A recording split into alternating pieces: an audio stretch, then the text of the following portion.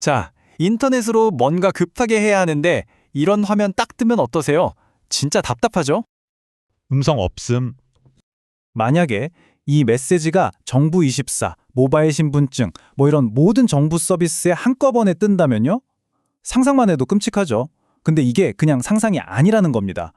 오늘은 바로 이 가상의 시나리오, 2025년 9월에 대한민국 전체를 멈춰 세웠던 바로 그 사건을 한번 깊숙이 들여다보려고 합니다. 도대체 왜 이런 일이 벌어졌을까요? 자, 그럼 첫 번째 이야기입니다. 어떻게 한 나라 전체가 말 그대로 오프라인 상태가 될 수 있었을까요? 이 디지털 블랙아웃이 닥쳤을 때 우리 사회가 어떤 충격을 받았는지 그 생생한 현장부터 한번 살펴보시죠. 모든 것의 시작은 바로 여기 국가정보자원관리원에서 시작됐습니다. 여기가 바로 대한민국 정부의 모든 데이터를 관리하는 말하자면 디지털 심장 같은 곳인데요. 바로 이 심장부에서 불이 난 겁니다. 정말 작은 불씨 하나가 나라 전체를 멈춰 세우는 도화선이 될 줄은 아무도 몰랐죠. 그 피해 규모는 정말 상상을 초월했습니다. 보세요. 이 화재 하나 때문에 정부 서비스의 무려 4분의 3, 그러니까 75%가 그냥 멈춰버린 겁니다. 이건 우리나라의 디지털 기반이 얼마나 아슬아슬한 외줄타기를 하고 있었는지 그대로 보여주는 거죠. 자, 그럼 이게 우리 같은 일반 시민들한테는 어떤 의미였을까요? 당장 주민등록 등본 같은 서류 하나 뗄 수가 없게 됐고요. 스마트폰에 넣어 다니던 모바일 신분증도 그냥 무용지물이 됐습니다. 근데 진짜 심각한 건 따로 있었어요. 청각장애가 있는 분들이 위급할 때 쓰는 119 문자나 영상 신고 서비스까지 먹통이 된 겁니다. 말 그대로 생명과 직결된 안전망에 구멍이 뻥 뚫려버린 거죠. 근데 여기서 끝이 아니었습니다. 생각지도 못한 곳에서 문제가 터졌죠.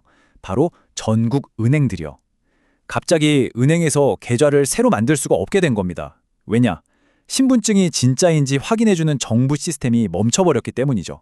결국 이 정부 전산망 마비라는 게 공공부문의 문제로 그치는 게 아니라 민간 경제의 혈관까지 막아버리는 그런 심각한 사태로 번진 겁니다. 자, 그럼 도대체 이 엄청난 붕괴는 어떻게 시작된 걸까요? 이제부터는 그 원인을 한번 파헤쳐 보겠습니다. 모든 걸 멈춰버린 그 불씨, 그 시작점으로 거슬러 올라가서 이 디지털 재앙의 속살을 들여다보죠. 이번 사태의 기술적인 빌런을 소개해 드릴게요. 바로 열폭주라는 현상입니다. 이게 뭐냐면요. 화재가 시작된 곳이 바로 전기를 공급하는 UPS실에 있던 리튬이온 배터리였거든요. 이 배터리 하나가 갑자기 스스로 미친 듯이 뜨거워지면서 연쇄 반응을 일으키는데 이걸 사람이 멈출 수가 없는 거예요. 이 열폭주가 얼마나 무서운지 이 숫자 하나로 설명이 됩니다. 섭씨 1600도. 네, 1600도요. 화재 당시 배터리 온도가 여기까지 치솟았다고 합니다. 용암보다도 뜨거운 온도죠. 일반적인 불화구는 아예 비교가 안 되는 수준입니다. 그런데 이상한 점이 있습니다. 불을 끄는데, 그러니까 초기 진화에만 무려 10시간이 걸렸다는 거예요. 아니, 왜 이렇게 오래 걸렸을까요? 사실 이 10시간 동안 현장의 소방관들은 정말 끔찍한 딜레마에 빠져 있었습니다. 바로 이겁니다. 선택지가 두 개였어요. 하나, 그냥 물을 뿌려서 불을 확 꺼버린다. 대신 서버 컴퓨터는 다 망가지겠죠. 둘, 물 대신 특수가스를 써서 서버는 지킨다. 하지만 불은 몇 시간이고 계속 타오를 겁니다. 여러분이라면 뭘 선택하시겠어요? 결국 현장에서는 데이터를 지키는 쪽을 택했습니다. 그리고 그 선택의 대가는 바로 국가 전체가 마비되는 시간이 길어지는 거였죠. 자, 여기서 우리가 던져야 할 질문이 있습니다.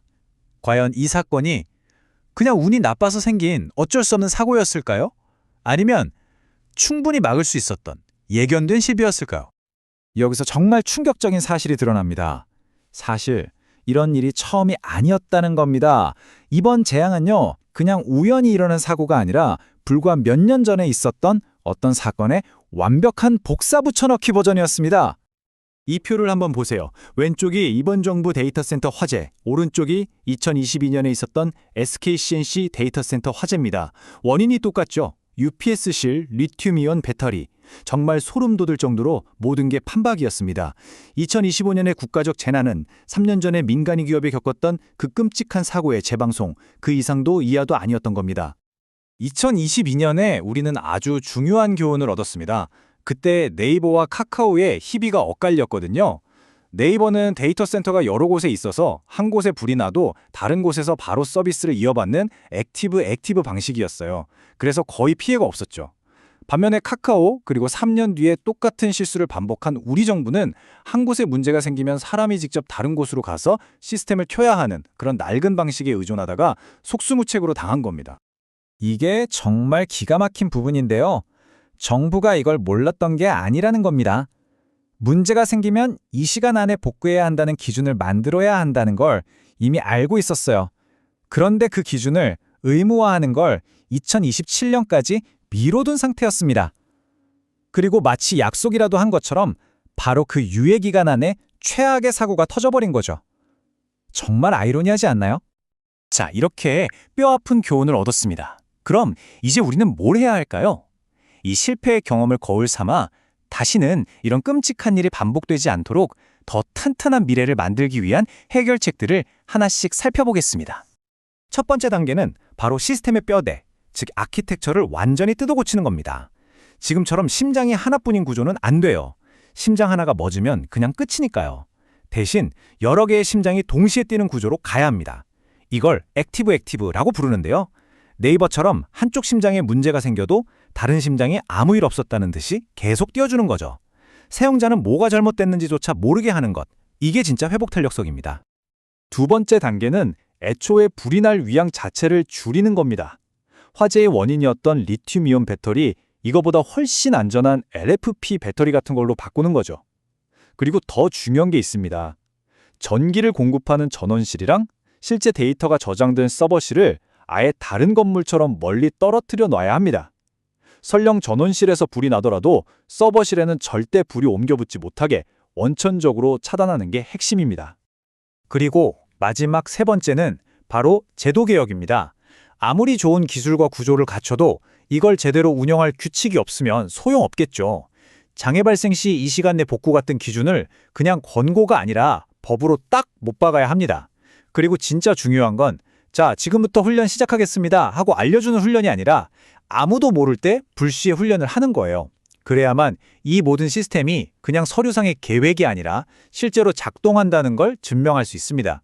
이게 바로 보여주기식 규정 준수가 아니라 진짜 회복 탄력성 있는 문화를 만드는 방법입니다.